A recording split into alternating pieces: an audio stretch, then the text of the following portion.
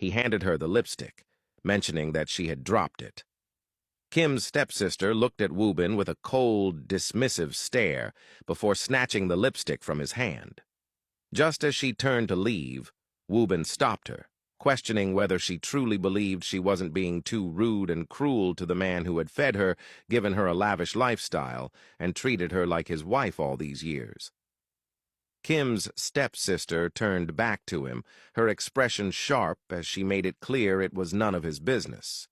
But Woobin stepped closer, locking eyes with her as he reminded her that the saying, "Never bite the hand that feeds you," was not just empty words. He warned her that the same man she was so eager to discard might be the very one she would crawl back to for help tomorrow, when she least expected it.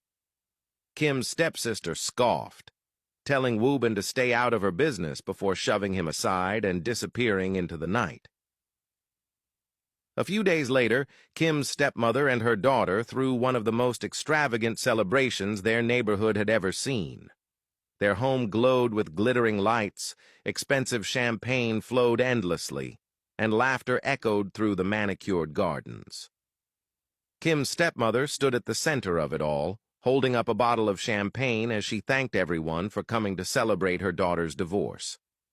She glanced at her daughter standing among the elegantly dressed guests, exchanging a silent look that spoke the truth neither would ever admit out loud.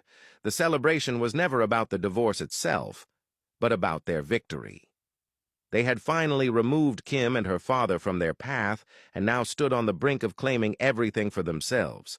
With a self-satisfied smile, Kim's stepmother urged the guests to enjoy themselves, to eat and drink as much as they pleased, because now they could afford to indulge in everything life had to offer.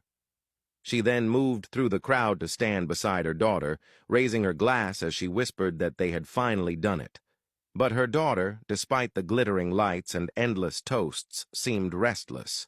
She admitted that she would only feel truly at peace once they had signed the will that would seal their control over everything Kim's father had ever owned. Her mother leaned in, voice dripping with reassurance, and told her not to worry. The lawyer would be there any minute, and within moments they would officially own everything. She urged her daughter to relax, sip her champagne, and savor this victory. Once Kim's father's body was found, they would even give him and his daughter the grandest funeral, one final show of gratitude for building the fortune that was now theirs to enjoy. The two women clinked their glasses and laughed softly, their eyes glinting with wicked triumph. Moments later, the lawyer finally arrived, walking in with his leather briefcase in hand and an apologetic look on his face. Seeing him, both women rushed over, demanding to know what had taken him so long.